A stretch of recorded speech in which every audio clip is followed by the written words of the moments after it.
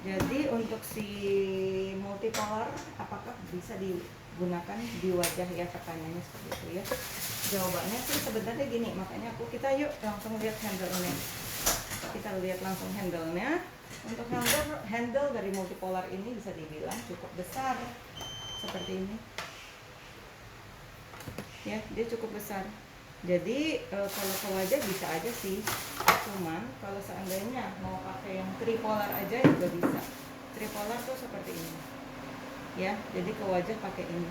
Nah, kalau misalnya seandainya kita mau melakukan treatment, coba ambil apa namanya? Nah, ini. Coba ya. Kalau seandainya kita melakukan treatment RF pada kulit klien di wajah, itu kita bisa fokuskan di bagian yang bermasalah saja terlebih dahulu. Bukan itu doang yang dikerjakan, tapi maksudnya difokuskan di bagian yang bermasalah. Misalnya dia masalahnya di mana, lebih ke smile line, kita bisa fokuskan artinya lebih lama di bagian tersebut dengan gerakan berputar ya, dengan berputar seperti ini atau seperti ini juga bisa di smile line. Atau misalnya si kliennya punya masalah atau keluhannya itu dahinya ya, biasanya itu smile line, under eye sama dahi. Dahi juga kita bisa kerjakan seperti itu ya.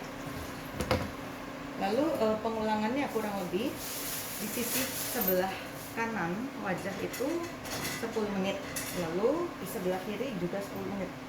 Ini untuk under eye dilakukan pelan-pelan.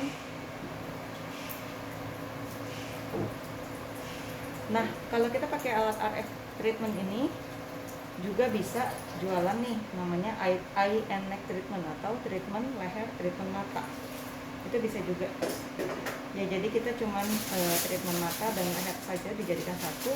Itu bisa jadi satu treatment lagi tambahan. Misalnya kliennya lagi facial, mau nggak sekalian treatment mata, treatment leher? Itu bisa pakai alat RF ini. Pakai yang handle-nya kecil. Sebenarnya sih ini ada lagi yang lebih kecil, yang bipolar, which is matanya cuma 2. Nah, itu untuk area mata lebih bagus lagi sih, lebih ideal. Sebenarnya kalau ditanya bagusan mana dan sebagainya, itu masalah handle aja, besar kecil, jadi nyaman apa enggak, enakan mana gitu loh. Kayak ibaratnya ketika kita massage pun, kasihan banget. Ketika kita melakukan massage, mijit pun kan area di sini, kita beda nih, pegangnya pasti 2 jari, nggak, kita begini nggak muat ya. Sama juga dengan alat, kalau kita pakai alat yang besar segini, kita pakai ke sini, itu gedean dong. Tapi bisa nggak ya? Coba dikira-kira aja. Ya, semoga menjawab. Ada yang mau ditanya lagi nggak?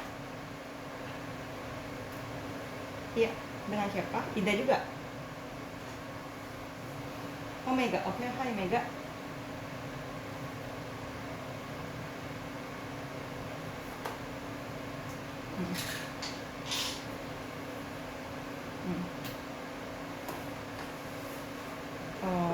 Ada sih. Nah. Iya, betul.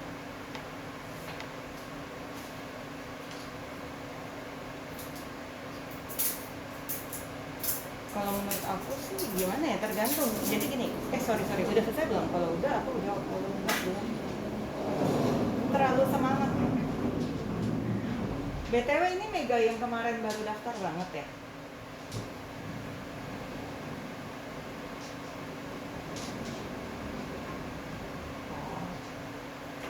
Kamu di Indo ini atau di mana nih?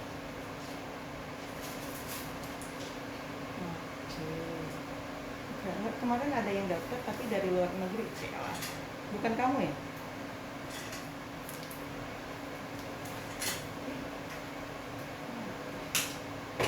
Main-main, coba kamu tulis di grup sekarang.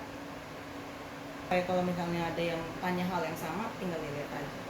Kalau yang di YouTube aku itu, aku reviewnya dia ada handle vakumnya, jadi bisa dilihat. Cara pengaplikasiannya sama sih kurang lebih gerakannya ya. Dari segi gerakannya sama untuk di RF kavitasi itu kurang lebih sama.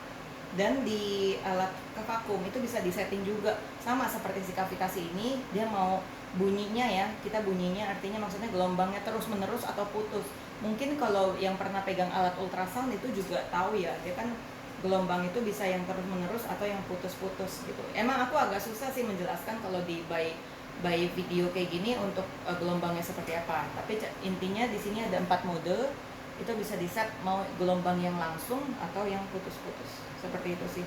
Cuman yang pasti juga kadang-kadang klien itu datang dan kalau ada klien yang komplain kok gue nggak kurus-kurus dan sebagainya. Jadi gini, untuk target kita pertama kan ukur ya. Nanti aku tulisin untuk step ini di grup. Kita kan ukur tanggal 1 Mei misalkan. Tanggal 1 Mei kita ukur lingkar lengan. Lingkar lengannya itu misalkan deh kita let's say 10 cm ya. Ini cuma ngomong doang ya, 10 cm. Tapi ketika habis melakukan treatment